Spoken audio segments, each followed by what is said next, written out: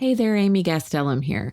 Before we start the show, I just want to make a quick request to rate us, follow us, and subscribe to Making Contact on Apple Podcasts or wherever you listen to podcasts. Thanks for listening.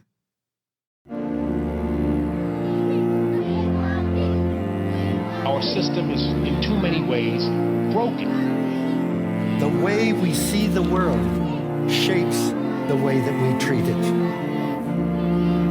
This is Making Contact.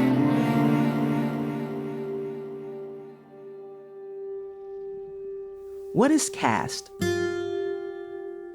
According to author Thenmozhi Soundararajan, caste is suffering, that one's worth and fate are determined at the moment of birth, forced to exist in a caste apartheid of segregated ghettos, to be denied access to schools, roads, and basic amenities, condemned to a life of servitude, humiliation, and exploitation.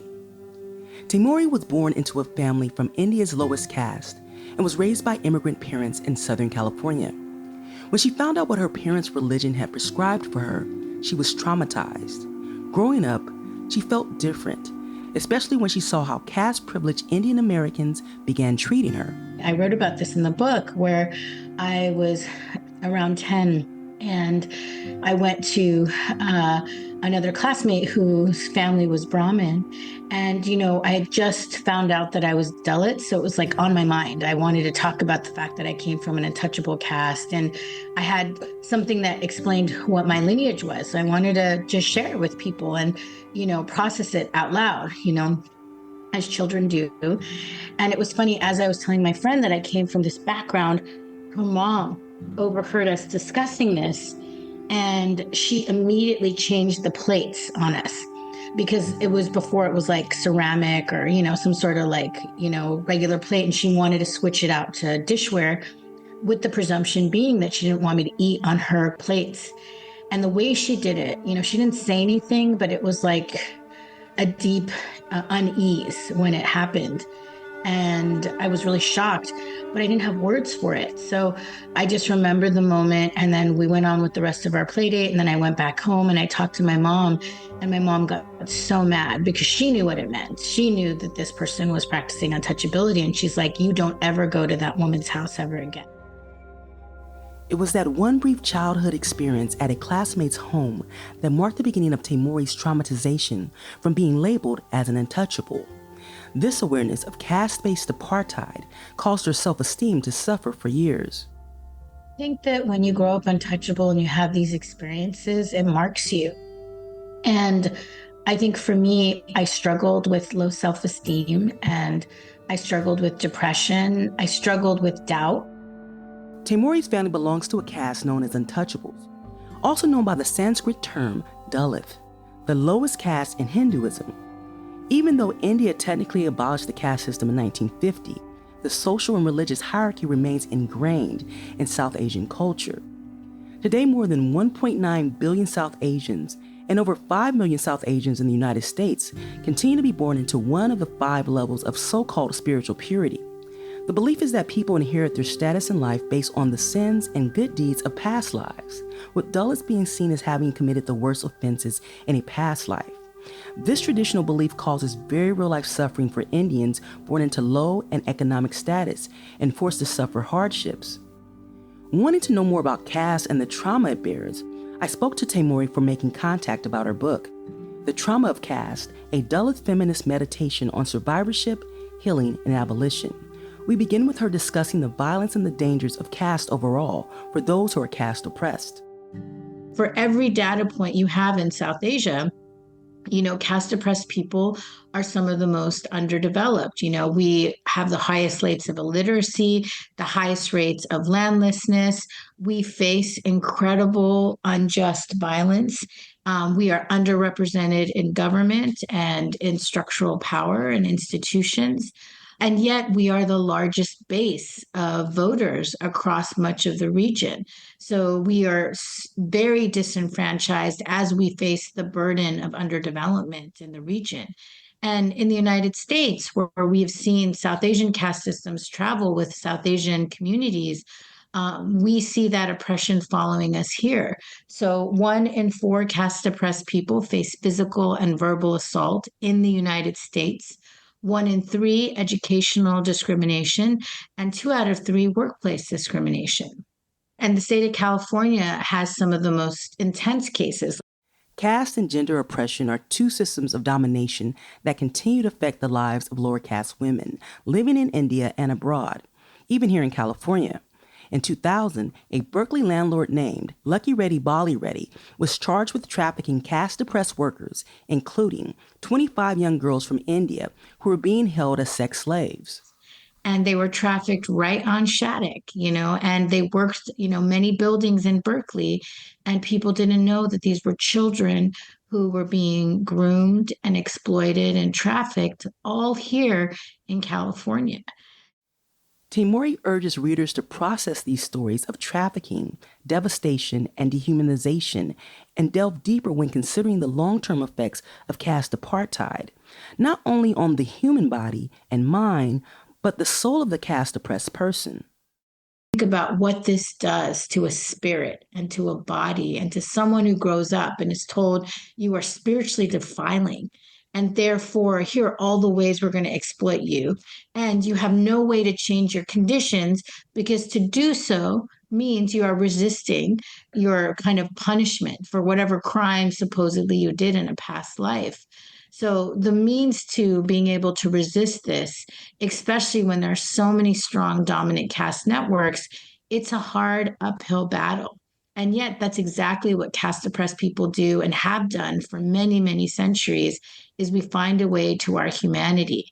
And I wanted people to tap into that resilience, that vision of justice, because in many ways, the more we learn about each other's movements, the more collective power and resilience we build, for each other. Similar to social structures under patriarchy, women tend to be the most neglected and exploited under the system of caste. Here's Thenmozhi discussing the particular dangers for women under the rule of caste. In many ways, Dalit women are the most abused across all of the subcontinent, because our bodies are basically the way that caste is enforced across the entire geographies. So a lot of times caste-based sexual violence is a very particular form of violence meant to keep our community in line, because a woman's body is connected to the honor of a particular community.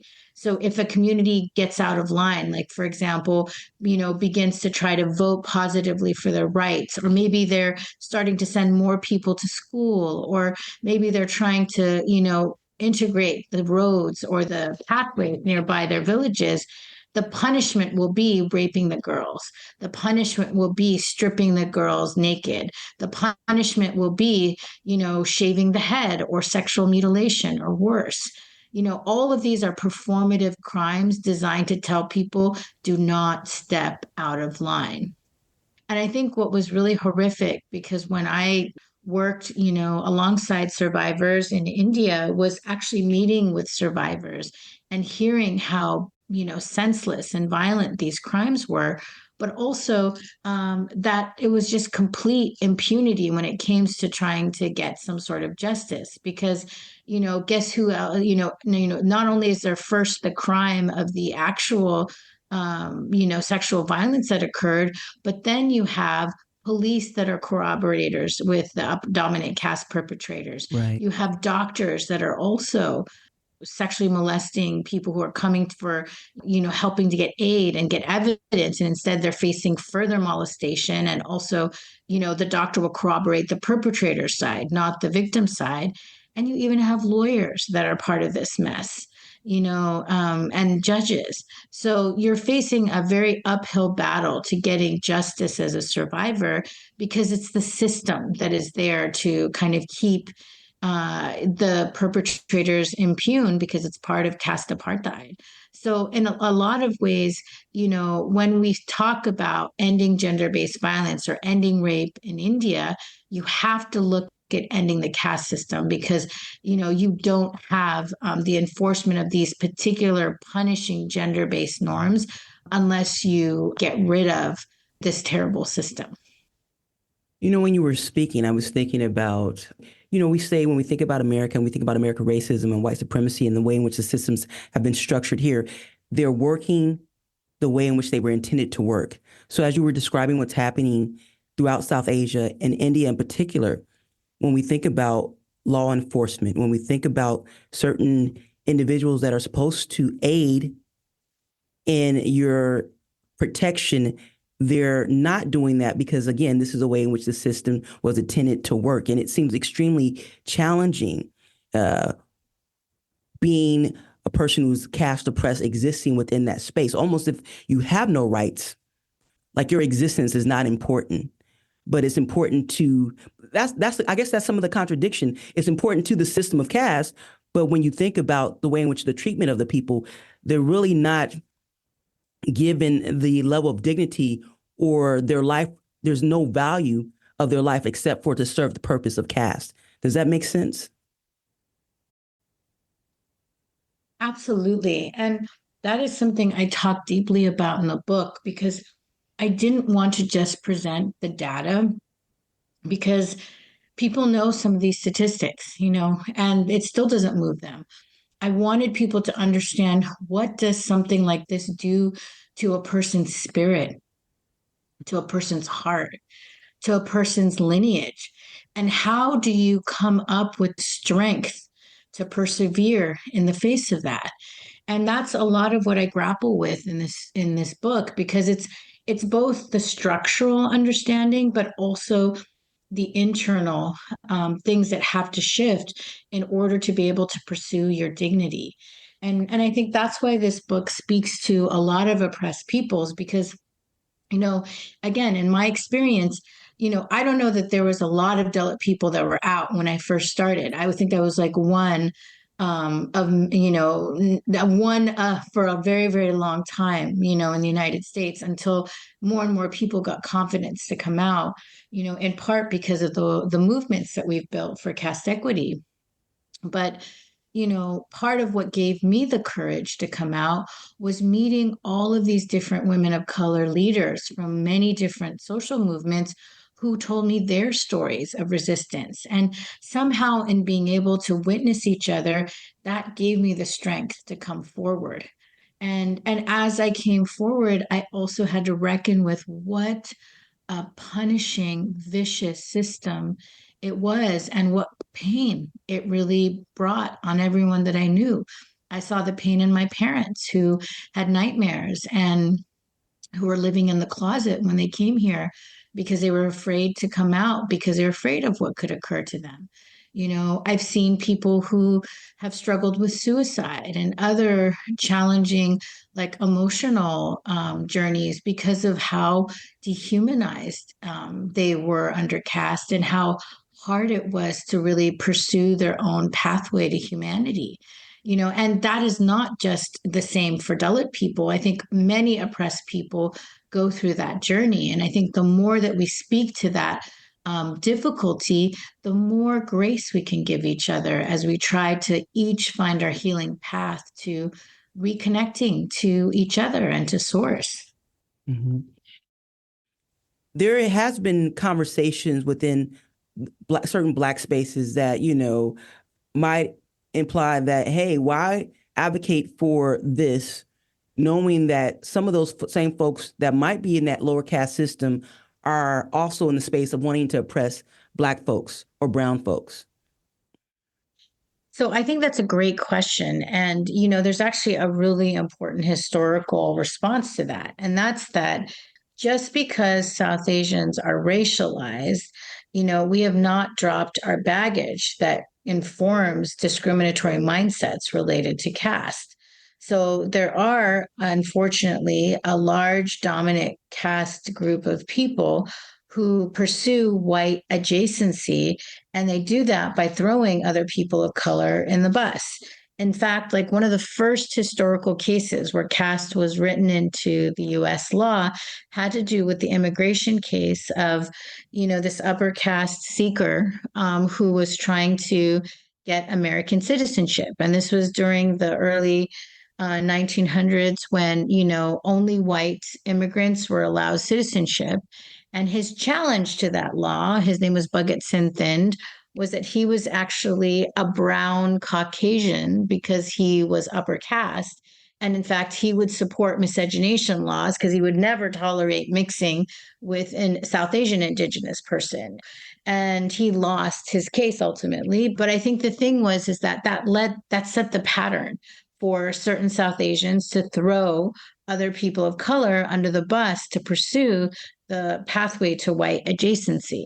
And we saw that replicated again under the Trump administration, where you had upper caste Hindu groups who were advocating for expedited green cards under the Trump administration, because we're the good immigrants. We pay bills. We're not criminals. All of those are racist dog whistles towards other communities. So I think that, South Asians have a lot of our own work to do. And understanding that our anti-Blackness and anti-immigrant, other immigrants' biases often come from anti-Dalitness and our caste biases is work that we have to do internally so that we show up better for other communities. Moving into looking at workplace discrimination or the ways in which caste discrimination is manifested in the United States, two recent lawsuits have exposed the pervasiveness of caste dynamics far beyond the borders of South Asia. The first lawsuit was filed in 2020 against the software company Cisco Systems, and the second filed in May 2021 against the Hindu Trust BAPS, a nonprofit that since 2009 has had a status of 501c3 organization. It was bought by a group of lawyers representing a group of Dalits who claim that they were brought to the United States under the R1 visa for religious workers and forced into underpaid, exploitative construction work in a Hindu temple in New Jersey. Both lawsuits reveal practices of caste discrimination and exploitation within America's racially layered workforce.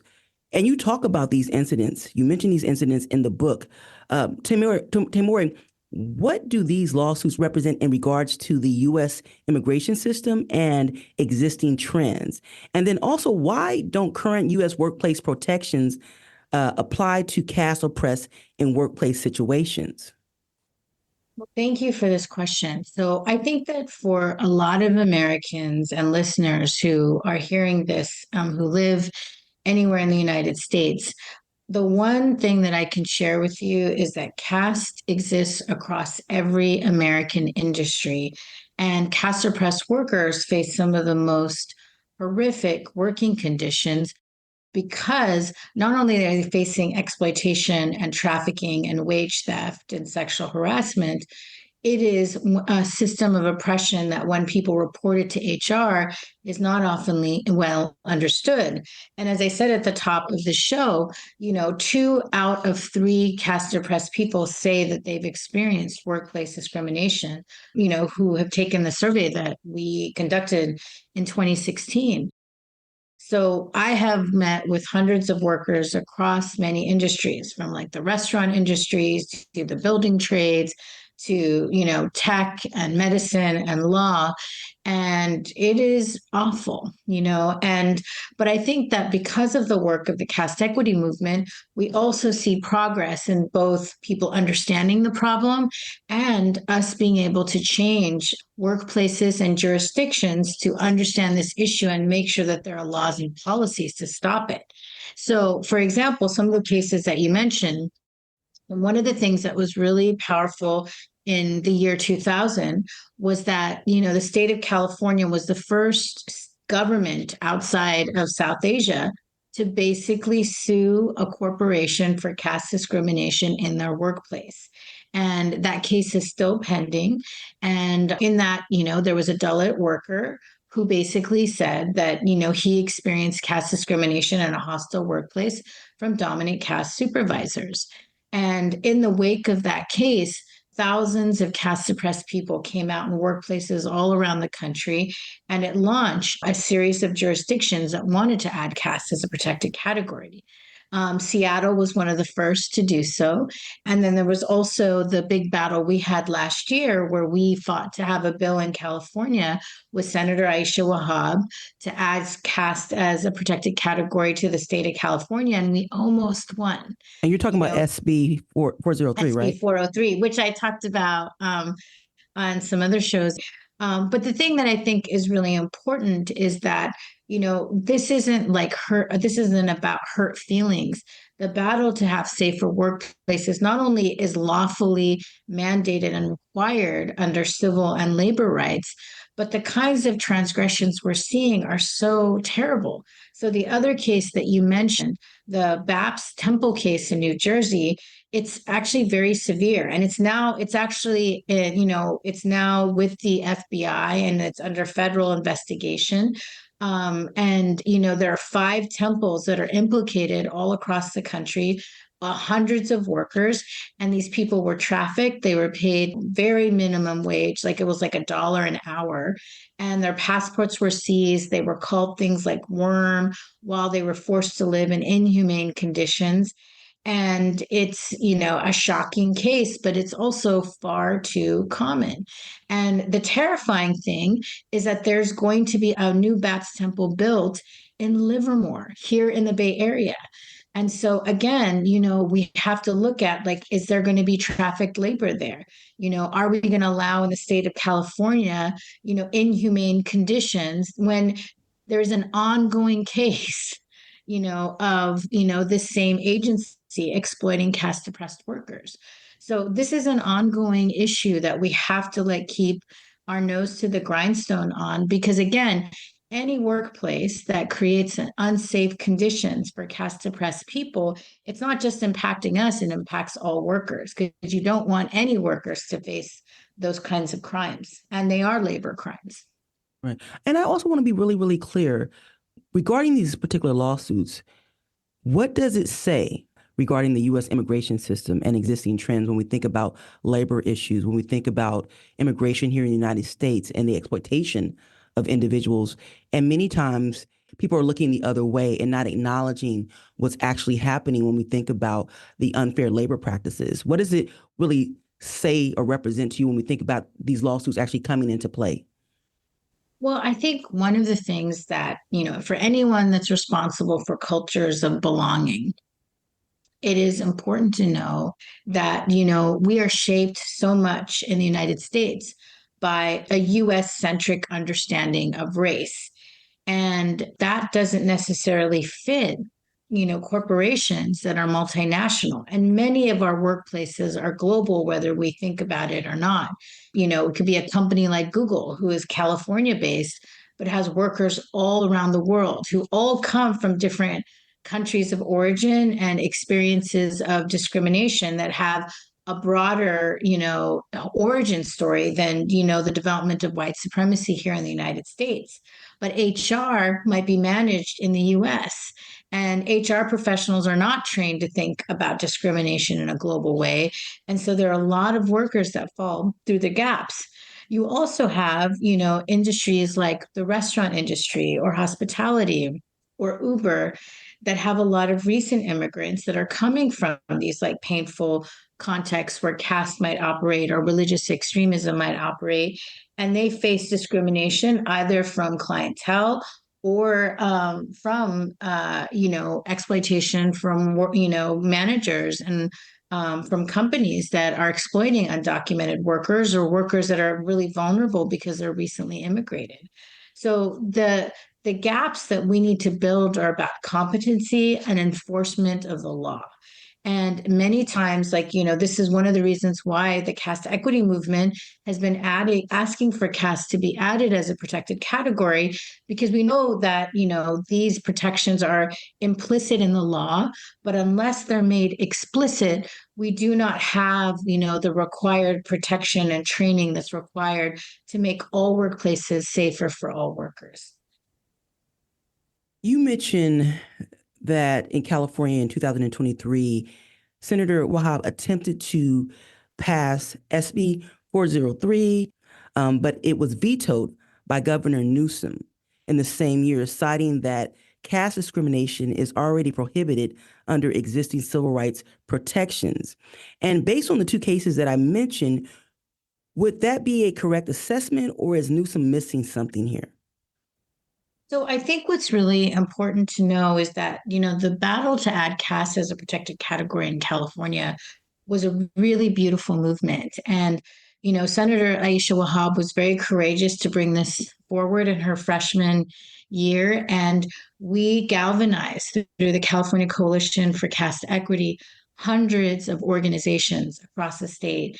And we had, thousands of people give testimony, in person, over phone, and numerous letters and emails and calls.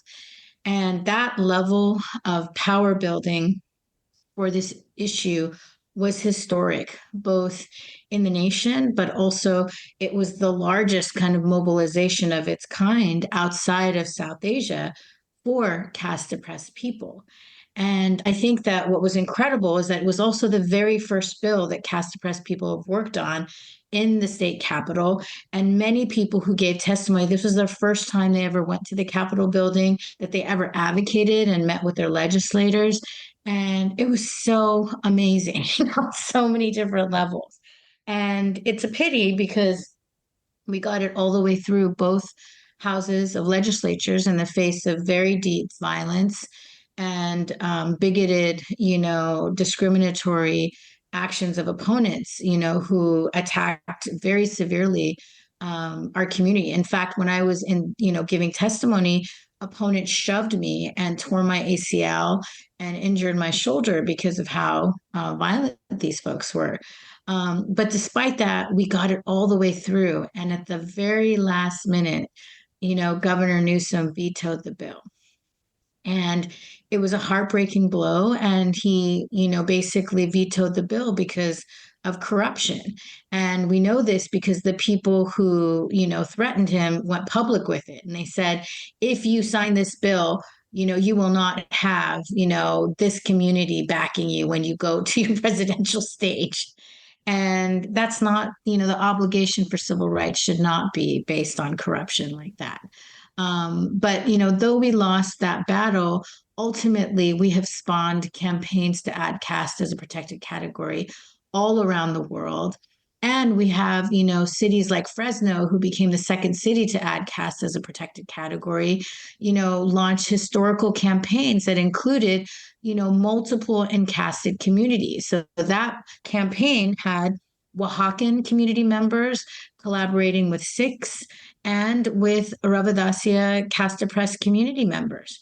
So I think that the legacy of that work is really the promise of, the kind of solidarities that, I'm hoping that this book will open up, and the caste equity movement is really actively seeding. That, working on caste isn't just about helping caste-oppressed people. We have a platform to build many different, movement relationships that will free us all.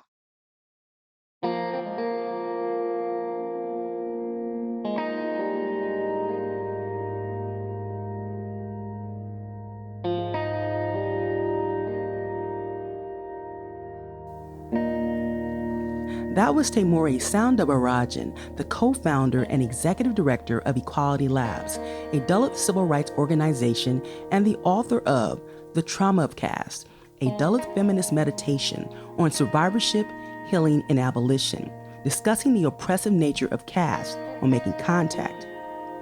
If you want more information on caste or about our weekly shows, visit us at radioproject.org. Also, you can visit us on Twitter or Instagram and leave us a comment. We would really like to hear from you. I've been your host this week, Anita Johnson. Thanks for listening to Making Contact.